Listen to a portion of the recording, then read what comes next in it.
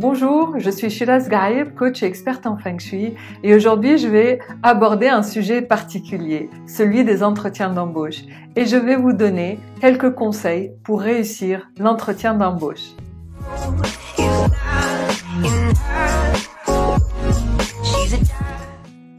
Et c'est un livre qui m'a inspiré pour cette vidéo, plus précisément 5 tomes du livre, 5 livres de Transurfing de Vadim Zeland.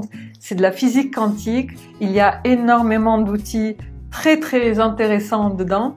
Et entre autres, dans le tome 3, il parle de l'entretien d'embauche, de la recherche d'un travail. Donc j'avais envie de partager avec vous les 8 conseils qu'il propose dans son livre. Et le premier conseil concerne le CV.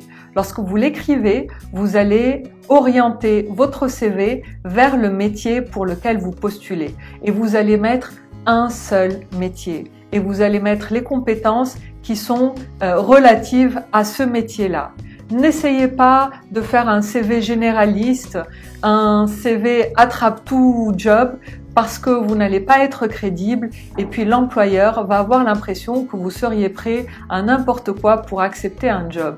S'il reçoit un candidat qui va lui dire voilà, moi peu importe ce que je vais faire, j'ai juste envie d'un travail, j'ai juste envie de travailler, ça ne va pas être très attractif pour l'employeur.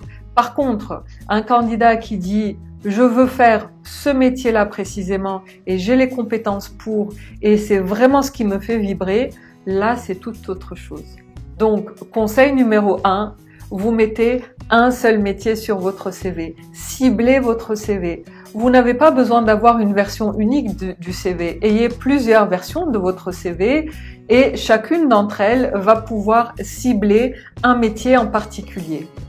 Et le conseil numéro 2, concerne la lettre de motivation. Tout d'abord, mettez-vous à la place de l'employeur. Posez-vous la question, de quoi a-t-il besoin? Quel besoin essaye-t-il de satisfaire? Et puis regardez chez vous, quelles compétences est-ce que j'ai? Qu'est-ce que je sais faire qui peut y répondre? Et vous allez mettre ça en avant. Vous savez, avant de devenir coach et experte en Feng Shui, j'ai travaillé pendant de nombreuses années dans l'industrie et la distribution. Et j'ai fait passer des centaines d'entretiens, je pense, pendant ces années-là. Alors, ce qui me surprenait le plus, c'était les lettres de motivation bateau qui répétaient toujours exactement les mêmes phrases. Une lettre de motivation doit être un complément au CV et doit prouver à l'employeur que vous êtes la bonne personne pour eux.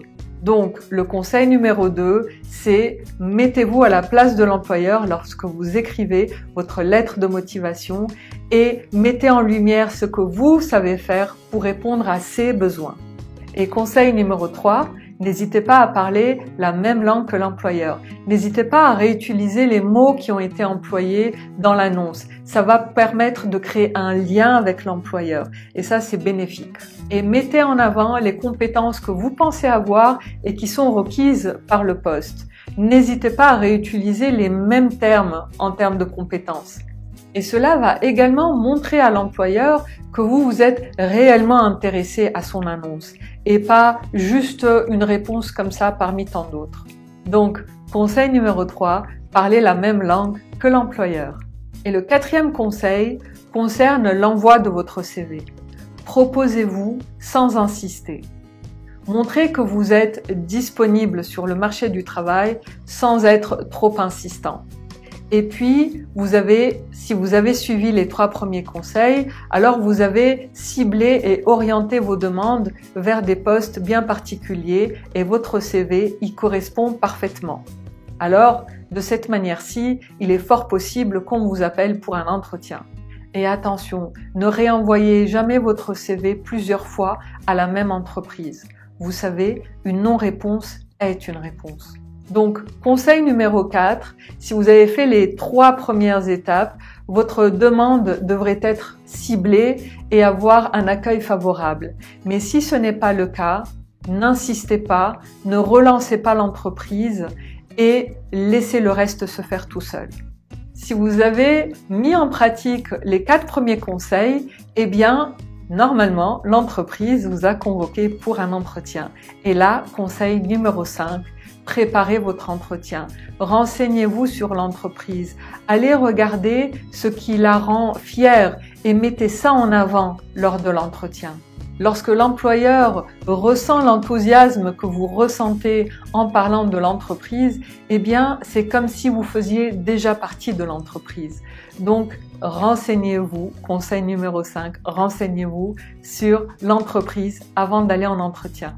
Conseil numéro 6, si pendant que vous préparez l'entretien, vous vous rendez compte qu'en fait, il y a des compétences que vous n'avez pas totalement et qu'il y a peut-être des lacunes dans votre profil, des lacunes en ce moment, dans votre profil qui pourraient vous empêcher d'obtenir le poste, eh bien, acceptez-le.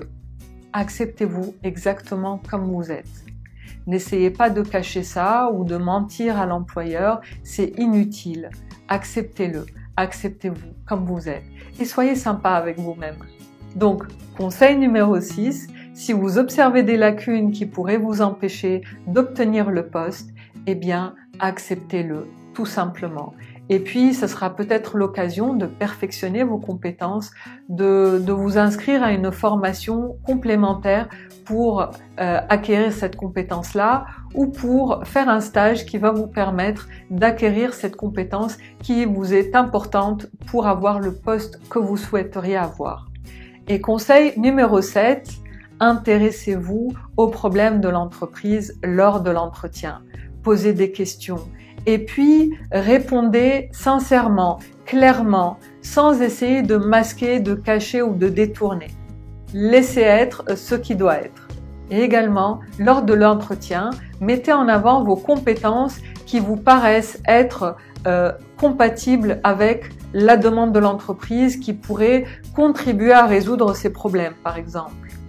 Donc, conseil numéro 7, parlez à l'employeur de ces problèmes et de comment vous allez pouvoir contribuer pour les résoudre. Et conseil numéro 8, lors de l'entretien, intéressez-vous à l'esprit de l'entreprise. Allez regarder quel type de fonctionnement elle a, le type de communication, de décision, est-ce que c'est plutôt formel, carré, structuré ou plutôt dans la créativité? Est-ce que les employés sont plutôt jeunes ou plutôt expérimentés et donc qui ont une certaine tranche d'âge? Et projetez-vous, est-ce que vous vous voyez travailler dans cette entreprise-là? Vous pouvez même demander de faire le tour de l'entreprise pour ressentir l'ambiance du bureau et voir si vous vous y voyez et si ça pourrait correspondre à une entreprise dans laquelle vous pourriez vous épanouir. Donc, conseil numéro 8, pendant l'entretien, ressentez l'esprit de l'entreprise et voyez si ça peut vous correspondre à vous. Et si vous n'avez pas obtenu le poste, malgré tout ce que vous avez fait, eh bien c'est qu'il n'était pas pour vous. Alors ayez foi en la vie et continuez votre recherche. Le poste pour vous arrive pour sûr. Et comme on dit chez nous, ce qui nous paraît être une grande malchance finit par s'avérer être une grande chance. Si vous avez aimé cette vidéo, n'hésitez pas à la liker et à la partager avec vos amis. Et pour recevoir directement les vidéos dès qu'elles sont publiées, n'hésitez pas à vous abonner en cliquant sur le lien en bas à droite de la vidéo. Voilà, je vous dis un grand merci et à très bientôt. Bye.